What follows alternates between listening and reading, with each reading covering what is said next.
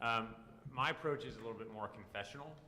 So this is going to be, how did Tim come to be here? Because sometimes I don't know how I came to be here, right? So first the earth cooled. No, we won't go that far back. But so I'm going to lay out two statements that sort of, for me, epitomizes why I think I encounter imposter syndrome. And for me, it is not the funnel effect. It is the you don't belong here effect, right? You are not in the right space, and everyone's going to call you out on it in about 5 seconds. So for me, that is my experience. And so these two statements sort of epitomize it for me. I am a fat gay kid from rural Ohio. And if I did it, it can't be that impressive, right? And so the first statement maps a lot what you had to say, right? So what do we bring to the table? How do we come about to be where we are? And for me, it manifests itself in lots of ways. In the middle of teaching class, I'll have these moments out of the blue where I call it the out-of-body experience, where I hear what I'm saying almost removed, and I'm thinking, what on earth are you saying, and why are they believing anything coming out of your mouth, right? So there's that, which is paralyzing at the time. And then if I'm in a meeting, which I'm in a lot of meetings now, innocuous questions take this ominous posture in my mind, that it isn't about seeking information, it's about challenging me and questioning my right to be at the table, which is incredibly daunting, particularly now, right? And so one of my direct reports is here, so he's gonna take advantage of it. And so how did I get here? Am I really good at what I'm doing? Am I faking it, right? I am a lawyer. When I was in the op-ed project, we had this exercise of claiming your expertise. I'm trained to fake it, right? Like that is part of what we do, is that we have to be advocates and be in a space where we are presenting authoritatively, even if you don't believe it, because you have a client you're representing. So am I just really good at faking it, or do I belong? So how did I get here? I was fortunate to grow up in a really small town, well, not the small town part is unfortunate, a loving family, youngest of 5, right? I was the baby. We grew up with Midwestern sensibilities. You don't brag too much. You try to be humble. My hometown was incredibly conservative.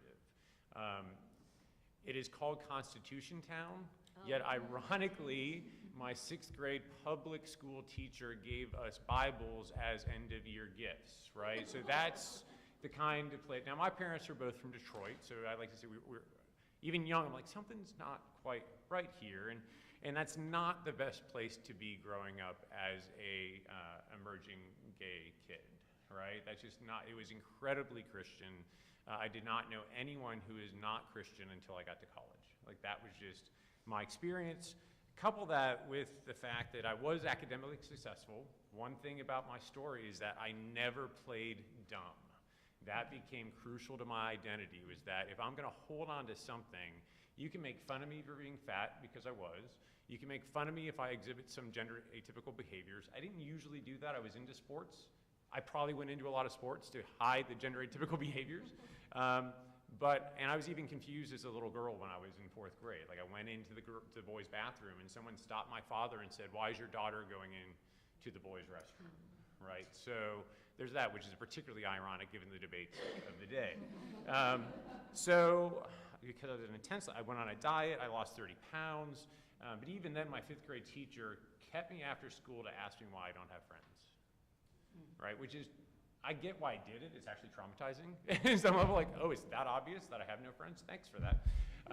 So what I did is I became really sarcastic, right? That was my defense mechanism. I was smart. I knew that, and I knew that I could play with other kids' minds by being sarcastic. And so, and I was a trouble child. My parents don't think I was a troublemaker, but if you ask my high school and junior high teachers, like, ugh, right, I got kicked off the debate team. Right? I mean, how dorky is that? Because I told my coach and teacher that if I didn't wear a tie to a tournament, I said through tears because I was so angry, if you're so insecure that my not wearing a tie is a threat to your authority, maybe you shouldn't be a debate coach. So even in all this sort of feeling marginalized, I had attitude, and I don't know why that was, but that becomes important. Yeah. And so I figured out how to be popular. I played the game. But my identity became wrapped up in my academic performance, right? That was defined. If I never had a B. I never had a B, right? B would have been complete and utter failure, and it wouldn't have just been failure, it would have been, I'm a bad person in my mind. And a lot of this I know is overcompensating for being gay, right? So I get to college, I only applied to 2 colleges, Duke and NC State. I didn't know the Ivy League existed as a set of 8 schools. I didn't know that Brown existed as a university until I was in law school and met someone who went there, right? So I just, again, coming from this rural experience, now I did end up at NC State and fortunately fell into a leadership development program with a fantastic group of people, diverse, inclusive, challenges your perspectives. These are still my people today. These are my cohort that I draw upon. But still in the closet, right? And I'm gonna go to law school or go to get a PhD in chemical engineering or I'll go get, right? I did not let myself deviate from those plans. So I get to law school, still closeted, and that's probably where I really started to feel like the outsider. I tell my students, how many of you have seen Legally Blonde? It's getting a little old now. I was L, right? I was from a big state university, I was in a fraternity, I just went to law school, right? So immediately I felt like the outsider. I was the only person from NC State who was in the law school, to our knowledge, the only one to ever go to Yale Law School at that time, which should be like, wow, that's it. But instead I got, oh, you didn't go to UNC? Yeah. Oh. Yeah. Oh, and oh, you're a chemical engineer? That's a cute major. Literally the words out of my classmate's mouth, that was a cute major, right? So that's where some of this starts to develop. I remember my first job interview where I didn't know you waited for people to start eating lunch interviews, right? Because in my house, I was youngest of 5. You didn't eat, you got nothing. I couldn't afford suits, right? So there's already this space of not belonging. So finally I get out of law school, I'm clerking, this is when I decide to come out. And so a lot of this is a blur because I was at a law firm and clerking for a judge, but it was really about coming out. Thought about being a priest, classic Catholic move. Even had a conversation with the recruiter where and I was openly gay to him and he attacked me in some ways, right? So I was like, not going that route. And I ultimately moved to Budapest, which is not the best thing to do when you're coming out of the closet. So that is one thing in my takeaway, because I'm gonna go over my time, is the fact that I've always been stubborn, and I've always said, even if I was scared to death, if you don't do it, you're really gonna regret it, right? And so there's something about that, and part of it, and I'll get to it hopefully, experience of a lot of loss, right? I've written publicly that during my pre-tenure phase at my first institution, I was sexually assaulted. My mother has passed away, I've lost a nephew, right? So at the end of the day, when I'm thinking about these decisions I have to make, I'm like, what happens if you fail? Anyone die? No, right? And so that's but again, it doesn't negate the imposter syndrome. So my academic career, I took a chance to take this position at Chicago Kent. I didn't even know that there were gonna be external reviews of my scholarship when I took this tenure track position, which mortified me. Like, really? Everything I'm saying is obvious, right? And in patent law, that is actually doctrine, so literally it's probably obvious. And so when I ended up coming to Emory, I viewed this as an aspirational place. I'm like, wow, I finally made it, right? This is it. Until I'm sitting in committee meetings for our appointments committee, because I always stick the new person on the appointments committee, because, woo, you're excited. And someone reminded me, oh, we were doing the search, and this person, blah, blah, blah. I'm like, oh, that was the search that led to me, so you're confirming that I was number 2. Oh. So thanks for that. Now, again, because I have a mouth, I said that. I said, you know, that was my search, and I'm happy to be here.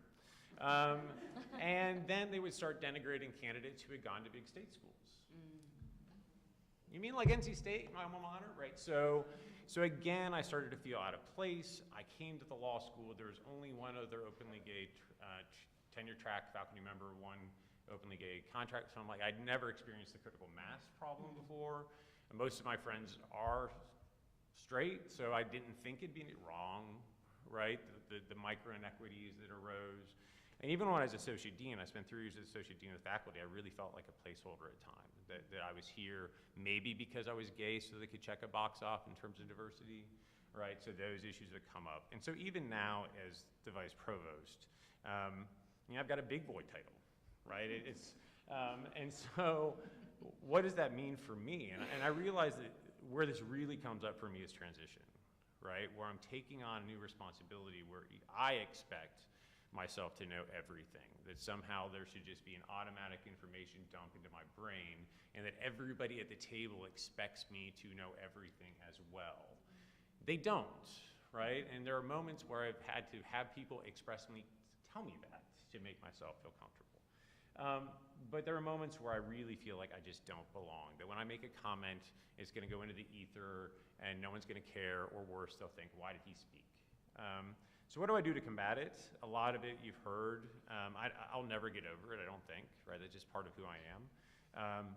But I have to accept myself to look at my track record, that it's acceptable to be proud of it. You don't have to brag about it, but it's acceptable to be proud of what you've accomplished.